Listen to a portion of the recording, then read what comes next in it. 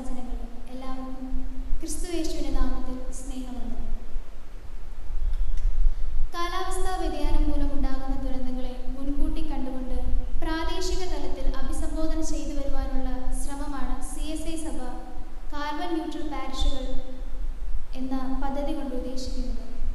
നമ്മുടെ ഇപ്പോഴത്തെ കാലാവസ്ഥയിലെ മാറ്റത്തിന് കാരണം ഗ്ലോബൽ വാർമിംഗ് ആണ്, ആഗോളതാപനത്തിന് കാരണം ഹരിതഗൃഹവാതകങ്ങളാണ്.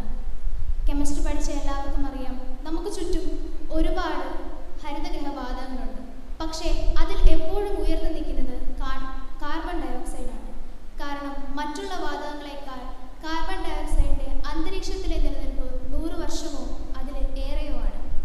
ഇനി എങ്ങനെയാണ് കാർബൺ ഡയോക്സൈഡിന്റെ അളവ് കൂടി വരുന്നത്? കാർബൺ ഡയോക്സൈഡ് ഉൽപ്പാദിപ്പിക്കുന്നത് മനുഷ്യർ പെട്രോൾ, കൽക്കരി അങ്ങനെയുള്ള ഫോസിൽ ഇന്ധനങ്ങൾ ഉപയോഗിക്കുന്നത് മൂലമാണ്. സാമ്പത്തിക വളർച്ചയെ മാത്രം മുന്നിൽ കണ്ടുകൊണ്ടുള്ള വികസിത രാജ്യങ്ങളുടെ കഠിനമായ പരിശ്രമത്തിന്റെ ഫലമായി അന്തരീക്ഷത്തിലേക്ക് കൂടുതൽ കാർബൺ ഡയോക്സൈഡ് പുറന്തള്ളപ്പെടുന്നു. 2 നൂറ്റാണ്ടുകൾക്ക് മുമ്പ് 260 പാർട്സ് പെർ മില്യൺ എന്ന കാർബൺ ഡയോക്സൈഡിന്റെ അളവ് സമീപകാലത്തായി 460 ppm എന്നതിലേക്ക് ഉയർന്നിരിക്കുകയാണ്.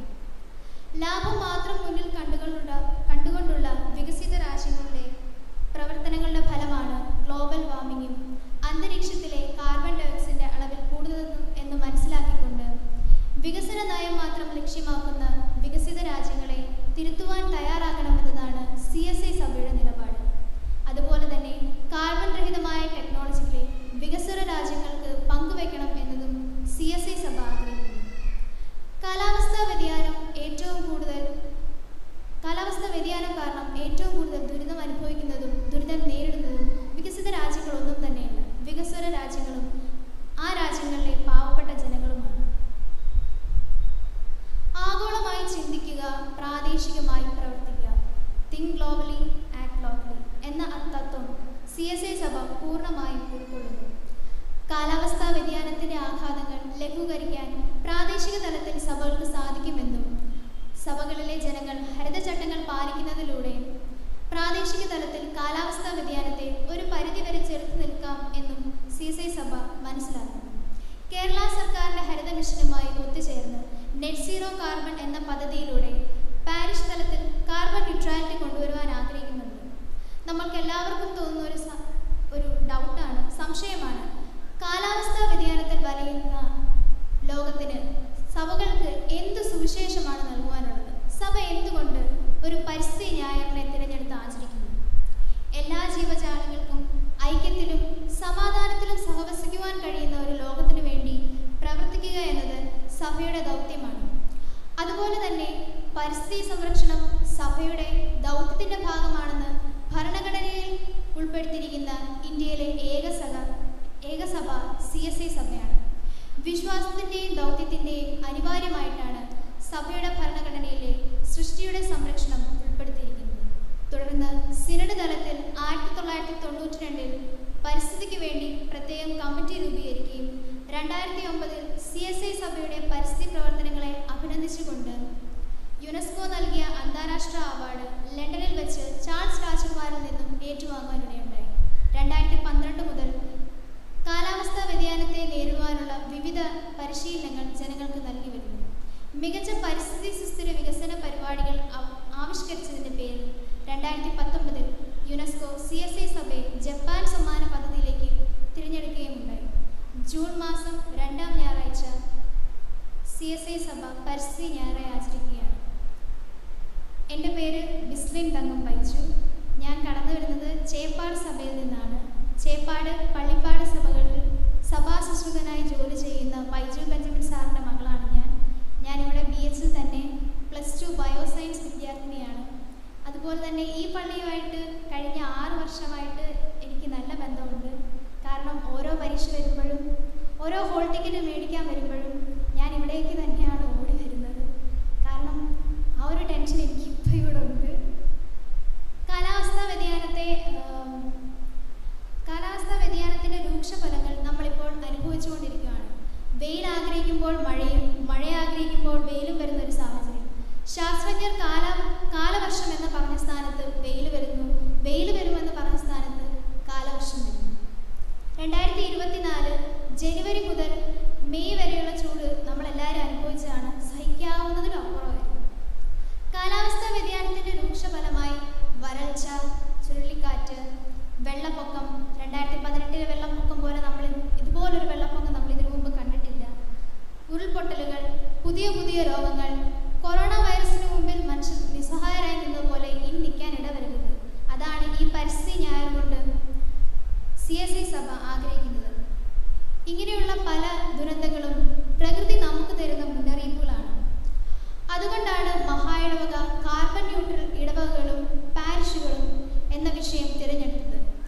ഇന്നത്തെ ധ്യാനത്തിനും ചിന്തയ്ക്കുമായി ഞാൻ 3 കാര്യങ്ങൾ പറയുവാനാണ് ആഗ്രഹിക്കുന്നത്. ഒന്നാമതായി, താളം. ദൈവത്തിൻ്റെ താളവും പ്രകൃതിയുടെ താളവും ഒത്തൊരുമിക്കുന്ന സ്ഥലമാണ് ഏദൻ തോട്ടം. ഇന്നത്തെ പ്രസംഗവാക്യമായ ഉൽപ്പത്തി പുസ്തകം 2-ാം അധ്യായം 15 മുതൽ 17 വരെയുള്ള വാക്യങ്ങളിൽ ഇങ്ങനെ പറയുന്നു: യഹോവയായ ദൈവം മനുഷ്യനെ കൂട്ടിക്കൊണ്ടുപോയി ഏദൻ തോട്ടത്തിൽ വേല ചെയ്യുവാനും അതിനെ കാപ്പാനും അവിടെയാക്കി. യഹോവയായ ദൈവം മനുഷ്യനോട് കൽപ്പിച്ചത് എന്തെന്നാൽ, തോട്ടത്തിലെ സകല വൃക്ഷങ്ങളുടെയും ഫലം നിനക്ക് തിന്നാം, എന്നാൽ നന്മ തിന്മകളെക്കുറിച്ചുള്ള അറിവിൻ്റെ വൃക്ഷത്തിൻ ഫലം തിന്നരുത്, തിന്നുന്ന നാളിൽ നീ മരിക്കും. ദൈവത്തിൻ്റെ താളത്തിനനുസൃതമായി ജീവിക്കുവാനാണ് ദൈവം മനുഷ്യനെ ലോകത്തിലാക്കിയിരിക്കുന്നത്. എല്ലാ ജീവജാലങ്ങൾക്കും അന്യോന്യം സഹകരിച്ചും കരുതിയും താളാത്മകമായി ജീവിക്കുവാനാണ് ദൈവം മനുഷ്യനെ ലോകത്തിലാക്കിയിരിക്കുന്നത്. അവയെ പരിപാലിക്കുവാനാണ് ദൈവം മനുഷ്യനെ ലോകത്തിലേക്ക് അയച്ചിരിക്കുന്നത്. ഉൽപ്പത്തി പുസ്തകം 2-ാം അധ്യായം 15 മുതൽ 17 വരെ വാക്യങ്ങളിൽ ഏദൻ തോട്ടം കൃഷി ചെയ്യുവാനും സംരക്ഷിക്കപ്പെടുവാനും ദൈവം മനുഷ്യനെ അവിടെ ആക്കി എന്ന് പറയുന്നു. ഏദൻ തോട്ടം എന്നത് നമ്മുടെ ഭൂമിയാണ്. ഈ ഭൂമി കാത്തു പരിപാലിക്കാനാണ് ദൈവം മനുഷ്യരായ നമ്മളെ ഈ ലോകത്താക്കിയിരിക്കുന്നത്. ഭൂമിയിലുള്ള എല്ലാം ഭക്ഷിക്കുവാനുള്ള അധികാരം ദൈവം നമുക്ക് തരുന്നതിനോടൊപ്പം തന്നെ ചില നിയന്ത്രണങ്ങളും നമുക്ക് വെക്കുന്നുണ്ട്. ഈ വാക്യങ്ങളെ നമുക്ക് 3 കാര്യങ്ങൾ മനസ്സിലാക്കുവാൻ കഴിയും. 15-ാം വാക്യത്തിൽ വൊക്കേഷൻ, ദൈവം മനുഷ്യന് നൽകുന്ന ആദ്യത്തെ തൊഴിൽ. കൃഷി ചെയ്യാനും സംരക്ഷിക്കുവാനും ദൈവം മനുഷ്യനോട് കൽപ്പിക്കുന്നു. 2-ാമത്തെ വാക്യം 16-ാം വാക്യത്തിൽ പെർമിഷൻ, ഏദൻ തോട്ടത്തിലുള്ള സകലവും തിന്നാനുള്ള ഭക്ഷിക്കുവാനുള്ള അധികാരം ദൈവം മനുഷ്യന് നൽകുന്നു. 3-ാമത്തെ വാക്യമായ 17-ാം വാക്യത്തിൽ പ്രൊഹിബിഷൻ, നിരോധനം. നിനക്ക് ഇഷ്ടമുള്ളതൊക്കെ ഭക്ഷിക്കാം, എന്നാൽ നന്മ തിന്മകളുടെ അറിവിൻ്റെ വൃക്ഷത്തിൻ ഫലം തിന്നരുതെന്ന് മനുഷ്യനോട് പറയുന്നു. സകല സൃഷ്ടിയും കഴിഞ്ഞാണ് മനുഷ്യനെ ദൈവം സൃഷ്ടിച്ചത്. മനുഷ്യനില്ലായെങ്കിലും പ്രകൃതിക്ക് നിലനിൽപ്പുണ്ട്, പ്രകൃതി ഇല്ലായെങ്കിൽ മനുഷ്യന് നിലനിൽപ്പില്ല. പരിപാലിക്കേണ്ട കൂട്ടത്തിൽ മണ്ണും മൃഗങ്ങളും സമുദ്രവും നമ്മൾ ശ്വസിക്കുന്ന വായുവും ഉൾപ്പെടുത്തിയിരിക്കുന്നു. അതുകൊണ്ടാണ് സങ്കീർത്തനങ്ങൾ 24-ാം അധ്യായം 1-ൽ പറയുന്നത്, ഭൂമിയും അതിൻ്റെ പൂർണ്ണതയും ഭൂതലവും അതിൻ്റെ നിവാസികളും യഹോവയ്ക്കുള്ളതാകുന്നു. അതുകൊണ്ട് ഈ ഭൂമിയിൽ മനുഷ്യൻ ചെയ്യുന്ന ഓരോ പ്രവൃത്തിയിലും പവിത്രതയും വിശുദ്ധിയും ഉണ്ടായിരിക്കണം. അത് ദൈവത്തിൻ്റെ താളത്തിന് അനുസൃതമായിരിക്കണം. അതുകൊണ്ടാണ് ഇസ്രായേൽ മക്കളോട് ദൈവം സംഖ്യാപുസ്തകം 35-ാം അധ്യായം 33-ഉം 34-ഉം വാക്യങ്ങളിൽ പറയുന്നത്, നിങ്ങൾ പാർക്കുന്ന ദേശം അങ്ങനെ അശുദ്ധമാക്കരുത്. രക്തം ദേശത്തെ അശുദ്ധമാക്കുന്നു. ദേശത്തിൽ ചൊരിഞ്ഞ രക്തത്തിനു വേണ്ടി രക്തം ചൊരിയിച്ചവന്റെ രക്തത്താൽ അല്ലാതെ ദേശത്തിന് പ്രായശ്ചിത്തം സാധ്യമല്ല. അതുകൊണ്ട് ഞാൻ അധിവസിക്കുന്ന നിങ്ങളുടെ പാർപ്പിടമായ ദേശം അശുദ്ധമാക്കരുത്. ദൈവത്തിൻ്റെ താളത്തിനനുസരിച്ച് ജീവിക്കുമ്പോൾ ഈ ലോകത്തിൽ എല്ലാ ജീവജാലങ്ങൾക്കും സമാധാനവും സന്തോഷവും ഉണ്ടാകും. 2-ാമതായി, താളം തകർച്ച. മനുഷ്യർ ദൈവത്തിൻ്റെ താളത്തിനനുസരിച്ച് ജീവിക്കാതെ പ്രകൃതിയുടെ താളം കൂടി തെറ്റിക്കുന്നു. ഉൽപ്പത്തി പുസ്തകം 2-ാം അധ്യായം 17-ാം വാക്യത്തിൽ ചില നിയന്ത്രണങ്ങൾ ദൈവം മനുഷ്യന് നൽകുന്നത് നമുക്ക് കാണാം. അന്ന് ഏദൻ തോട്ടത്തിൽ ഹവ്വ അത് തെറ്റിച്ചതുപോലെ ഇക്കാലത്തും നമ്മളത് തെറ്റിച്ചുകൊണ്ടേയിരിക്കുകയാണ്. ഇരമ്യാ പ്രവാചകന്റെ പുസ്തകം 2-ാം അധ്യായം 7-ാം വാക്യത്തിൽ പറയുന്നു, ഞാൻ നിങ്ങളെ ഫലവത്തായ ഒരു ദേശത്ത് അതിൻ്റെ ഫലവും ഗുണവും അനുഭവിപ്പാൻ കൂട്ടിക്കൊണ്ടുവന്നു. എന്നാൽ അവിടെ എത്തിയ ശേഷം നിങ്ങൾ എൻ്റെ ദേശത്തെ അശുദ്ധമാക്കി എൻ്റെ അവകാശത്തെ അറപ്പാക്കി കളഞ്ഞു. കാലാവസ്ഥാ വ്യതിയാനത്തിൻ്റെ കാര്യത്തിൽ ഇത് പൂർണ്ണമായും ശരിയാണെന്ന് മനസ്സിലാക്കാം. വികസിത രാജ്യങ്ങളായ അമേരിക്ക, യൂറോപ്പ്, ജപ്പാൻ ഇങ്ങനെയുള്ള രാജ്യങ്ങൾ പെട്രോളിയം ഉൾപ്പെടെയുള്ള ഫോസിൽ ഇന്ധനങ്ങൾ ഉപയോഗിച്ചാണ് വികസിത രാജ്യങ്ങളായി മാറിയത്. ഇതിൻ്റെ ഫലമായി അവർ അന്തരീക്ഷത്തിലേക്ക് തള്ളിവിടുന്ന കാർബൺ ഡയോക്സൈഡ് പോലുള്ള ഹരിതഗ്രഹവാതങ്ങളാണ് ഇന്ന് നമ്മൾ അനുഭവിക്കുന്ന കാലാവസ്ഥാ വ്യതിയാനത്തിന് കാരണം. വികസിത രാജ്യങ്ങൾ പുറന്തള്ളിയ കാർബൺ ഡയോക്സൈഡ് പോലുള്ള ഹരിതഗ്രഹവാതങ്ങൾ കാരണം നമ്മൾക്ക് കേട്ടുകേൾവി പോലുമില്ലാത്ത പലതരത്തിലുള്ള രോഗങ്ങൾ നമ്മുടെ മുന്നിലേക്ക് വരികയാണ്. താളം തെറ്റലിൻ്റെ ഭാഗമായി നമ്മൾ അനുഭവിച്ചുകൊണ്ടിരിക്കുന്ന ചിലതൊക്കെയാണ്: ഭൂമി ചൂടാകുന്ന കാരണം ധ്രുവങ്ങളിലെ മഞ്ഞുരുകുന്നു, സമുദ്രനിരപ്പ് ഉയരുന്നതിനാൽ താഴ്ന്ന പ്രദേശങ്ങൾ നഷ്ടപ്പെടുന്നു. ഇതുപോലെയാണ് ഇനി തുടർന്നും ഉണ്ടാകുകയില്ലെന്നാണ് റിപ്പോർട്ടുകൾ പറയുന്നത്. അതൊക്കെ വെള്ളത്തിനടിയിലായി പോകുമെന്ന് ശാസ്ത്രജ്ഞർ പറയുന്നു. മഴയും ചുഴലിക്കാറ്റും അപ്രതീക്ഷിതമായ സമയങ്ങളിൽ വരുന്നതുകൊണ്ട് കൃഷി നശിക്കുന്നു, ജീവജാലങ്ങൾ നശിക്കുന്നതിനാൽ ഭൂമിയിലെ ജീവന്റെ പ്രതിരോധ ശക്തി കുറയുന്നു. പ്രതിരോധ ശക്തികൾ കുറയുന്ന കാരണം കൊറോണ വൈറസ് പോലെയുള്ള മാരകമായ രോഗങ്ങൾ നമ്മളെ നേരിടുന്നു. കാലാവസ്ഥാ വ്യതിയാനം ഏറ്റവും കൂടുതൽ ദോഷമായി ബാധിക്കുന്നത് ദുർബലരായ ജനങ്ങളെയാണ്. പാവപ്പെട്ട ജനങ്ങൾ ഓരോ കാലാവസ്ഥാ വ്യതിയാനത്തിലും മരിച്ചുകൊണ്ടിരിക്കുകയാണ്. അതിനോടൊപ്പം തന്നെ വംശനാശങ്ങളും സംഭവിച്ചുകൊണ്ടിരിക്കുന്നു. അതുകൊണ്ടാണ് വേദപുസ്തകം പറയുന്നത് ഭൂമിയിലെ സകല ചരാചരങ്ങളും വിമോചനത്തിനായി കാത്തിരിക്കുകയാണ്. റോമർക്ക് എഴുതിയ ലേഖനം 8-ാം അധ്യായം 19 മുതൽ 21 വരെയുള്ള വാക്യങ്ങൾ പറയുന്നു, സൃഷ്ടി ദൈവപുത്രന്മാരുടെ വെളിപ്പാടിനെ ആകാംക്ഷയോടെ കാത്തിരിക്കുന്നു. സൃഷ്ടി ദ്രവത്വത്തിന്റെ ദാസ്യത്തിൽ നിന്ന് വിടുതലും ദൈവമക്കളുടെ തേജസ്സാകുന്ന സ്വാതന്ത്ര്യവും പ്രാപിക്കുമെന്നുള്ള ആശയോടെ മായയ്ക്ക് കീഴ്പ്പെട്ടിരിക്കുന്നു. മനഃപൂർവ്വമായിട്ടല്ല, അതിനെ കീഴ്പ്പെടുത്തിയവന്റെ നന്മയ്ക്കായിട്ടത്രേ, കൽപ്പന നിമിത്തമത്രേ.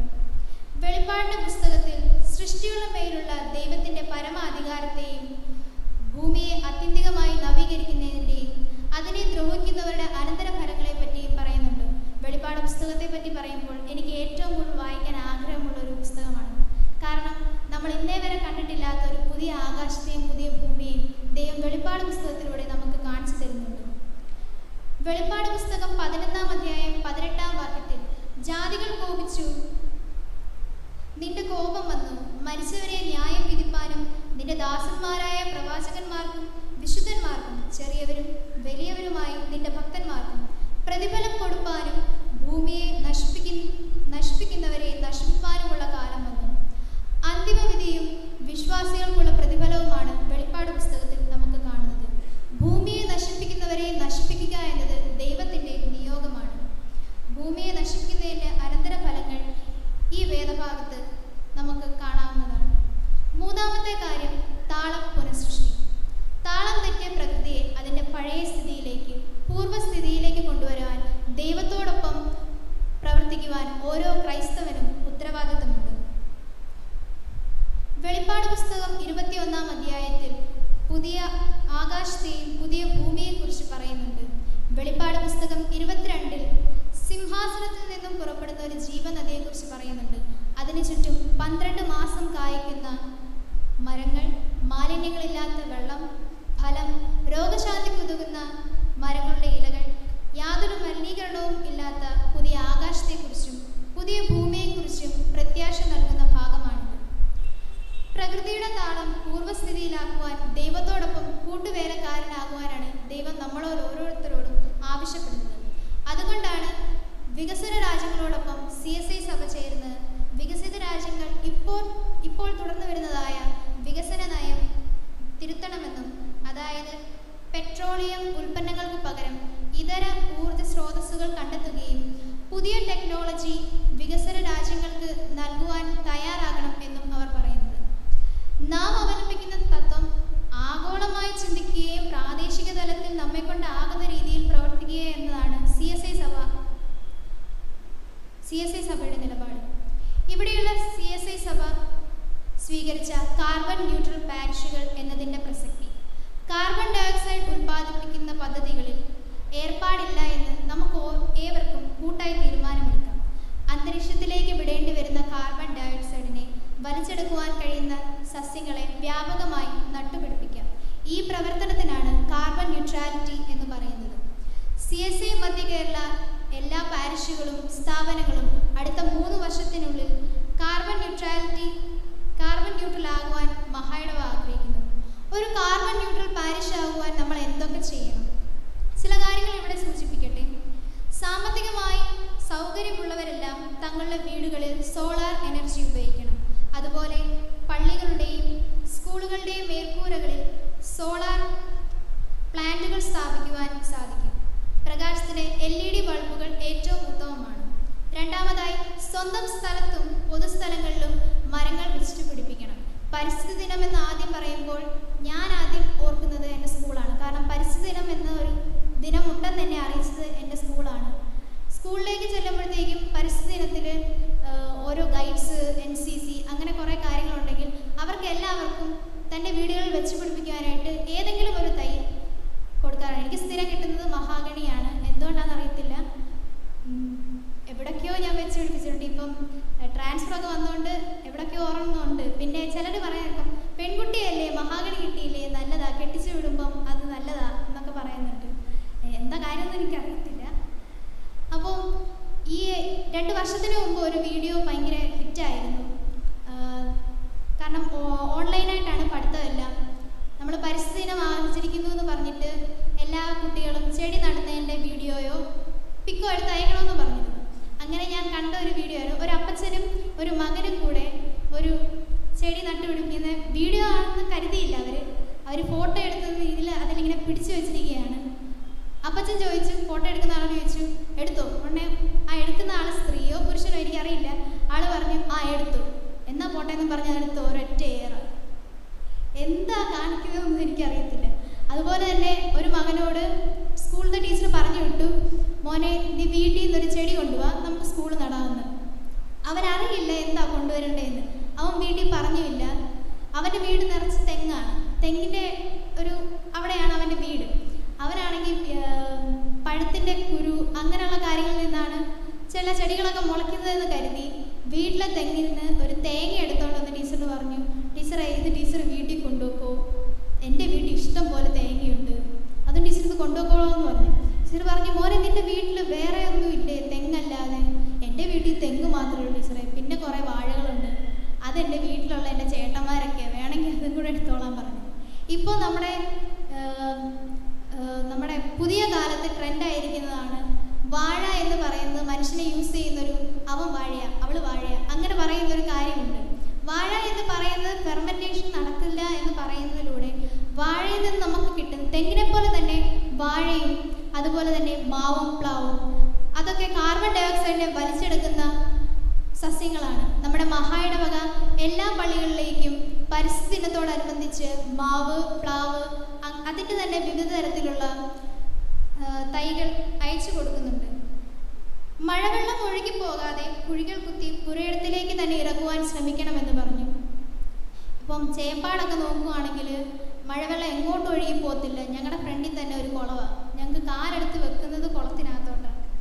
അതുപോലെ നമ്മളെല്ലാവരും കാറിൽ സഞ്ചരിക്കുന്നവരാണ്. പള്ളിയിലേക്കാണെങ്കിലും കാറ്, സ്കൂളിലേക്കാണെങ്കിലും കാറ്, എങ്ങോട്ടേക്കാണെങ്കിലും കാറ്. നമ്മൾ എല്ലാവരും ഒരു സഭയിലുള്ളവരാണ്. നമുക്ക് എല്ലാവർക്കും ഒത്തുചേർന്ന് ഒരു കാറിൽ പള്ളിയിലോട്ട് വന്നാൽ എന്താ കുഴപ്പം? ഒരു സ്ഥലത്തുള്ള എല്ലാവർക്കും ഒരുമിച്ചൊരു കാറിൽ വരുന്നത് ട്രാൻസ്പോർട്ടേഷൻ, അതായത് US-ൻ്റെ കണക്കെടുത്ത് നോക്കുകയാണെങ്കിൽ ട്രാൻസ്പോർട്ടേഷൻ കൊണ്ട് മാത്രമാണ് അവിടെ കാർബൺ ഡയോക്സൈഡിൻ്റെ അളവ് കൂടുന്നത്. നമ്മുടെ രാജ്യം 2070-നകം വികസിത രാജ്യങ്ങളെല്ലാം പെട്രോളിയം ഉൽപ്പന്നങ്ങൾ കൊണ്ടുള്ള എല്ലാ പരിപാടിയും നിർത്തുമെന്ന് പറഞ്ഞേക്കുന്നത്. നമ്മുടെ 2050 ഉണ്ട്, ഇന്ത്യയിൽ പറയുന്നത് 2070 ഉണ്ട്. എന്തുകൊണ്ട് അത്രയും സമയം നമ്മൾ ഇന്ത്യക്കാരെടുക്കുന്നു? നമ്മളൊരു വികസിത രാജ്യമാണ്, അതൊക്കെ ശരിയാണ്. പക്ഷേ വികസിത രാജ്യങ്ങളോടൊപ്പം മുന്നേറുവാൻ ശ്രമിക്കുന്നതിൽ നമ്മൾ നമ്മളെ തന്നെ മറന്നു പോകുന്നുണ്ട്. നമ്മുടെ കൾച്ചർ, നമ്മുടേതായുള്ള ചില കാര്യങ്ങൾ. നമ്മുടെ കേരളത്തിനെ അറിയപ്പെടുന്ന ലാൻഡ് ഓഫ് കോക്കനട്ട്സ് എന്നാണ്. അത് ഞാൻ ഈ ഇടയ്ക്കാണ് അറിയുന്നത്. കേരം വാഴുന്ന നാട് കേരളം എന്നൊക്കെ പറയുന്നത്. നമ്മുടെ പള്ളിക്ക് ചുറ്റും കൂടുതൽ മരങ്ങൾ വെച്ചു പിടിപ്പിക്കുന്നത് പള്ളിയുടെ ഭംഗിക്ക് വേണ്ടി മാത്രമൊന്നുമല്ല. നമ്മളിപ്പോൾ ഈ ജീവനോടിരിക്കുമ്പോൾ നമുക്ക് കിട്ടുന്ന ഈ ഓക്സിജൻ, കാർബൺ ഡയോക്സൈഡ് മാത്രമാണ് ഇവിടെയെങ്കിൽ നമ്മളൊക്കെ ചത്തുപോകത്തില്ലേ? അപ്പോൾ നമ്മൾ ഇവിടെ ഈ വെച്ച് പിടിപ്പിച്ചിരിക്കുന്ന ഈ മരങ്ങൾ, എനിക്കിവിടെ എല്ലാം അറിയാം, ഞാൻ ഇതുവഴിയൊക്കെയാണ് പോകുന്നത്. അതുകൊണ്ട് ഇവിടെ ഓരോ മുക്കിലും മൂലയിലും എത്ര മരങ്ങളുണ്ടെന്ന് എനിക്കറിയാം. അപ്പം ഈ മരങ്ങൾ നട്ടുപിടിക്കുന്നവരുടെ പള്ളിയുടെ മനോഹാരിത മാത്രമല്ല കൂടുന്നത്, കാർബൺ ഡയോക്സൈഡിൻ്റെ അളവ് കുറയ്ക്കുകയും നമുക്ക് ആവശ്യമായിട്ടുള്ള ഓക്സിജൻ അതുങ്ങൾ തരികയാണ് ചെയ്യുന്നത്. നമ്മുടെ പ്രവർത്തനങ്ങളിലൂടെ നമ്മൾ ഈ പറയുന്നതൊക്കെ കേൾക്കുമ്പോൾ ഇതൊക്കെ ചെറിയ കാര്യങ്ങളാണെന്ന് തോന്നാം. പക്ഷെ നമ്മൾ ഈ ചെയ്യുന്ന ചെറിയ കാര്യത്തിലൂടെ ലോകത്തിനുണ്ടാകുന്നത് ഒരു ചെറിയ മാറ്റമൊന്നുമില്ല, വലിയ മാറ്റങ്ങളാണ്. ഒരു ടീമിലെന്ന പോലെ നമ്മളെല്ലാവരും ഒരുമിച്ച് നിന്ന് കഴിഞ്ഞാൽ ഇപ്പോൾ നമ്മൾ നേടുന്ന ഈ കാലാവസ്ഥാ വ്യതിയാനത്തെ നമുക്ക് മാറ്റുവാനായിട്ട് ഇടയാകും. നമ്മുടെ പ്രവർത്തനങ്ങളിലൂടെ നമ്മുടെ വിശ്വാസത്തിൻ്റെ പ്രകടനം കൂടിയാണിത്. ഈ ഭൂമി ദൈവത്തിൻ്റെതാണെന്നും ദൈവത്തിൻ്റെ പ്രവർത്തകരായ ഭൂമിയെ സംരക്ഷിക്കുവാനുള്ള ഉത്തരവാദിത്തം നാം ഏറ്റെടുക്കുകയും കൂടി ചെയ്യണം. കാർബൺ ന്യൂട്രൽ പാരിഷ് പദ്ധതിയിൽ ഭാഗമാക്കുന്നതിലൂടെ നമ്മുടെ വിശ്വാസത്തിൻ്റെ ഏറ്റുപറച്ചിൽ കൂടെയാണ്. നമ്മൾ അറിഞ്ഞും അറിയാതെയും പ്രകൃതിക്കെതിരെ പല കാര്യങ്ങളും ചെയ്യുന്നുണ്ട്. എത്രയൊക്കെ നമ്മൾ ഒഴിവാക്കാൻ ശ്രമിച്ചാലും നമുക്ക് ഒഴിവാക്കാൻ പറ്റാത്തൊരു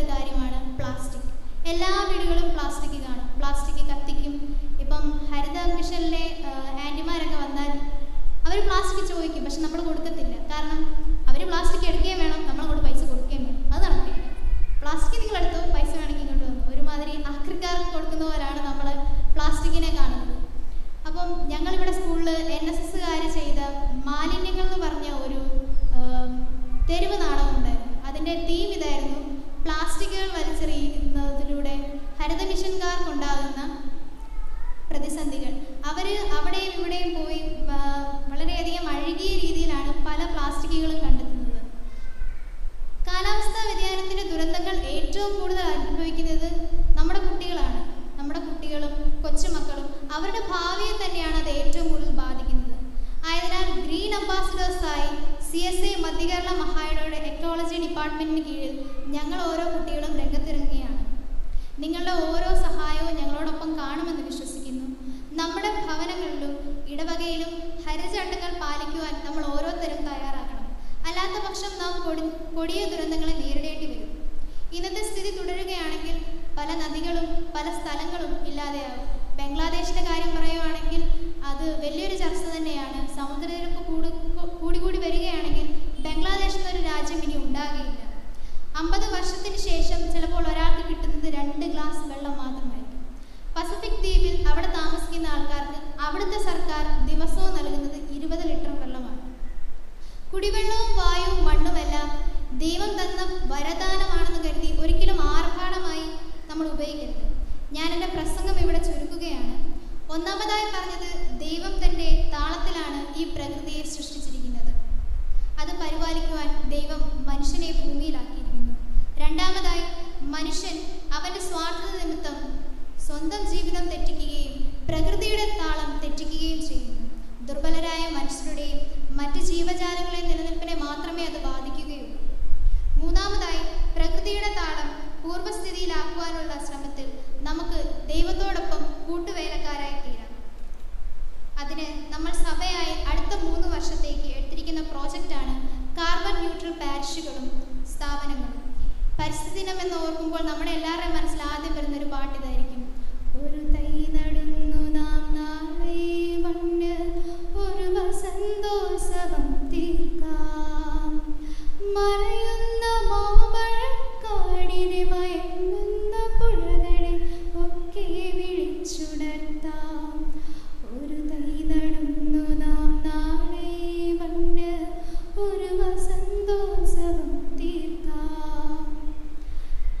നല്ലൊരു നാളേക്കായി, നല്ല വസന്തകാലം സൃഷ്ടിക്കുവാനായി നമുക്ക് എല്ലാവർക്കും ഇടയാകട്ടെ. കണ്ണുകളെ അടയ്ക്കാം, നമുക്ക് പ്രാർത്ഥിക്കാം.